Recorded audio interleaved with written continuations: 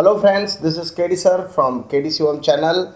Today we are going to continue with the series of Evidence Act, and today's title is the definition or concept of fact, relevant fact and fact in issue. Right? Already we have done features of Evidence Act and the applicability of the Evidence Act, and also we have done the definition of proved, disproved and not proved, all these things. So already we have done 3 videos. Today we are going to do fact, relevant fact and fact in issue. These 3 terms are very much important in the Evidence Act, right? So let us discuss. Our first slide, introduction. The expressions relevancy and admissibility are often considered as same. दोनों का अगर आप meaning देखेंगे तो almost same है, right? तो but they are not the same. Their legal implications are different. All admissible evidence are relevant, but all relevant evidence are not admissible. फिर से बोल रहा हूँ, all admissible evidence are relevant, but all relevant evidence are not admissible. So before going to further discussion in detail, we need to ascertain properly first of all what is fact, then fact in issue and relevant fact. So let's start. What is fact? The term fact means an existing thing, but under Evidence Act, the meaning of the word is not limited to only what is tangible and visible or is in any way the object of senses. Now, according to Section 3, the Indian Evidence Act 1872, fact means and includes 2 things. 1, anything, state of things or relation of things capable of being perceived by our senses.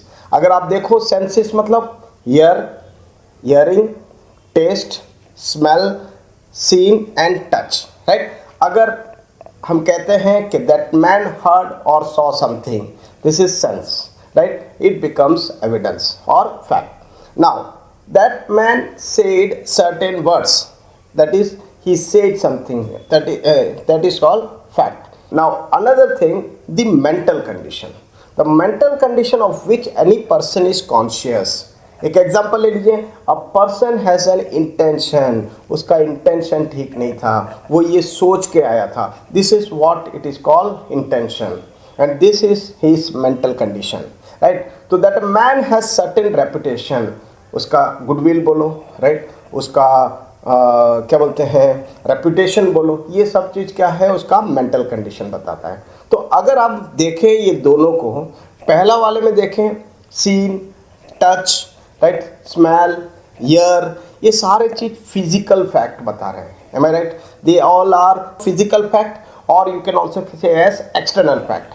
लेकिन ये जो mental condition वाला है, ये आप देख नहीं सकते लेकिन फील कर सकते हैं या तो महसूस कर सकते हैं. तो that is what we can read out, right? They are called psychology fact, right? तो मेंटल कंडीशन वाला जो बात है वो साइकोलॉजी फैक्ट पे आता है and therefore they are known as internal facts, right? Let's see physical facts and psychological fact. Physical fact, it means and includes anything, state of thing or relation of things capable of being perceived by senses. In other words, all facts which are subject to perception by bodily senses, right, are physical facts. They are also called as external facts, right? और दूसरी बात psychological fact, जैसे mental condition की बात, those facts which cannot be perceived by senses are psychological facts. They are also known as internal facts. Example जैसे मैंने बताया, fraud, good faith, knowledge, ये सब क्या है, ये internal facts बोलो या psychological fact, right? Next, fact in issue, our second term, facts in issue.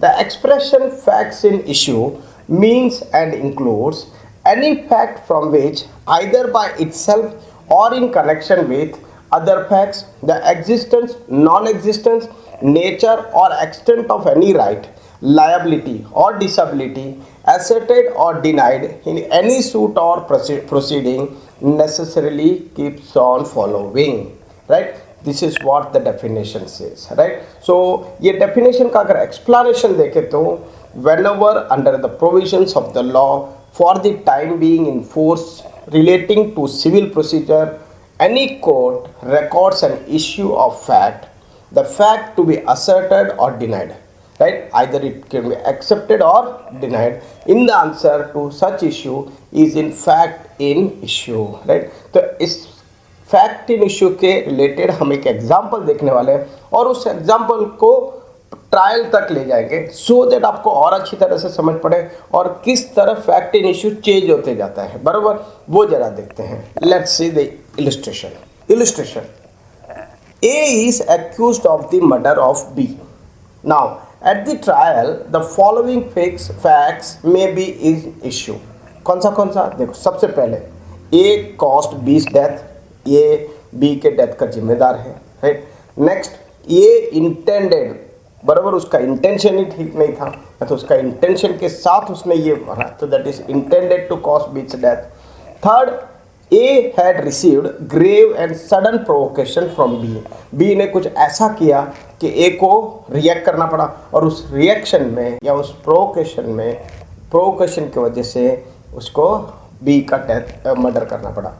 ये थर्ड होता है. Fourth, that at the time of doing the act which caused B's death was by reason of unsoundness of mind, incapable of knowing its nature. ये A का क्या बोलते हैं explanation भी हो सकता है या तो बचने के रास्ते भी हो सकते हैं.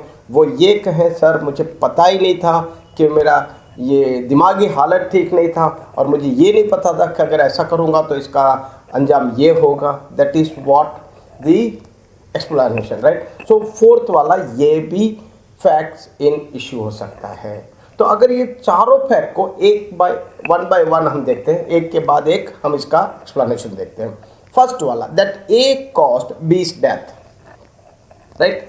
Now A caused B's death में if the answer is no, whether A has caused the death of B is the first question. Now if the answer is no, right, तो A is discharged, मतलब acquitted, वो free हो गया और case यहाँ पे खत्म हो गया. लेकिन if the answer is yes, the following question will arise. अब देखो फैक्ट इन इश्यू क्या होगा. Next, that A is intended to cause B's death, ये सेकंड वाला आएगा. तो if A caused B's death, the next question arises is whether A had an intention to B's death or not, बराबर. तो first वाले में अगर no आता है तो वहाँ से खत्म हो जाता है, यस आता है तो फैक्ट बन जाता है, that is fact in issue बन जाता है. और उसको फिर जब तक उसका प्रूव नहीं होता है, डिसप्रूव नहीं होता है, तब तक वो रहेगा, राइट. यहाँ पे सेकंड वाले में उसका इंटेंशन देखें कि यस उसका इंटेंशन गलत था, उसका इंटेंशन मारने का था, तो वो हो गया.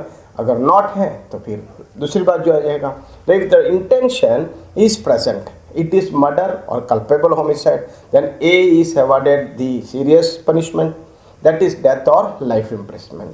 बट लेकिन if amounts to an accident, अगर इंटेंशन नहीं था, उसका इंटेंशन मारने का नहीं था, तो it amounts to an accident which is a defence under section 80 of IPC.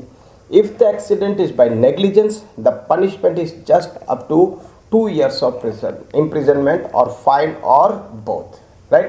तो अंडरस्टूड, ये हुआ 3. अब हम फोर्थ पॉइंट को लेते हैं कि सपोज उनको पता ही नहीं था that A had received grave and sudden provocation from B. This is the third point. Suppose that A had received grave and sudden provocation from B.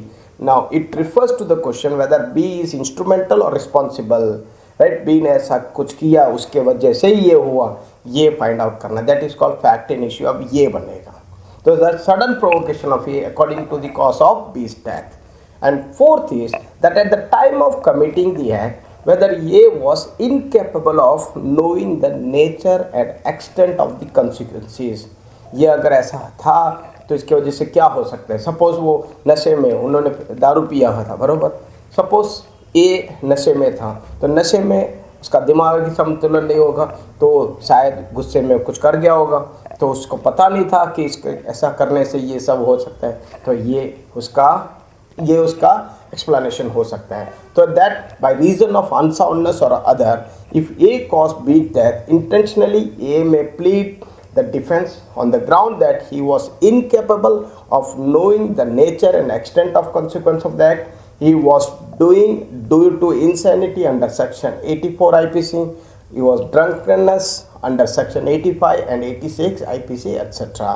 तो वो कुछ भी अपने डिफेंस में बोल सकता है, right, but he has to prove, अगर उसने नहीं प्रूव किया तो पूरा उसके अगेंस्ट में चला जाएगा। ओके, तो in short the questions which give rise to a right or liability, right, एक बाजू राइट और दूसरी बाजू liability, right or liability are called fact in issue. This is very important line, फिर से बोलता हूँ, the questions which give rise to a right or liability are called fact in issue.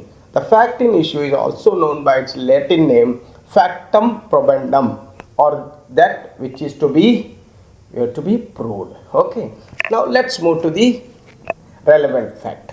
After fact in issue we need to understand relevant fact. Relevant fact मतलब related, उसके related, right? तो ये हम देखते हैं, one fact is said to be relevant to another when the one is connected with the other in any of the way referred to in the provisions of Indian Evidence Act relating to the relevancy of facts, section 3 of Indian Evidence Act. The word relevant has two meanings. In one sense it means connected, and another sense admissible, right? One fact is said to be relevant to another when the one is connected with the other in any of the way referred to in provision of the Evidence Act relating to the relevancies of fact. This covers under section 5 to 55. Now there are two kinds of relevancy. One is logical relevancy. ऐसा हो सकता था उनका, right, ये उनके office का time तो मतलब वो उधर प्रेजेंट होंगे, दिस राइट, ये उनका क्लिनिक है तो क्लिनिक में इनका डॉक्टर का रहना जरूरी है, तो this are all logical facts. तो ये जो लॉजिकल रेलिवेंसी है ये लीगल रेलिवेंसी से अलग पड़ता है। तो what is logical relevancy?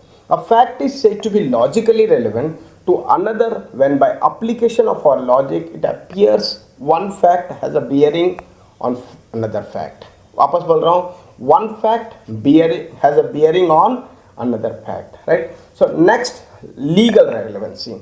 A fact is said to be legally relevant when it is expressed as relevant under section 5 to 55. It is legal procedure, right, और यहाँ उनके फैक्ट्स प्रूव हैं, that is called legal relevancy. Now distinction between facts in issue and relevant facts. A fact in issue is the ultimate facts in dispute, that is principal facts or factum probandum, right. So that is the ultimate facts in dispute, सबसे main मुद्दा, A ने B का murder किया, that is called fact in issue, right. A relevant fact is which helps to disprove the facts at issue, that is evidence fact or factum probandi, right, that is factum probandum, this is factum probandi, relevant fact, sir मैंने देखा था उसने murder किया, that is relevant fact, right. Next, facts at issue are significant in nature, they are significant, they are perfect, and relevant facts are non-significant, right, they are not of so important, but facts at issue or facts in issue are very important in nature. The facts at issue are the basis of the law of evidence, they are the part of law of evidence. See, they are the basis of the law of evidence and they are the part of the law of evidence because they are the relevant, that's the thing. Now fourth one, these are confirmed by one party but denied by the other party, right. एक बोलेगा कि yes इसने murder किया, ए बोलेगा नहीं sir मैं वहाँ पे प्रेजेंट नहीं था, दैट इज मैंने मर्डर नहीं किया, that is the denying. So the relevant facts are the foundation of the inferences made, बराबर, ये they are the foundation, they are the main inferences, इसके वजह से ये हुआ होगा, इसके वजह से ये हुआ, they are called inferences, okay.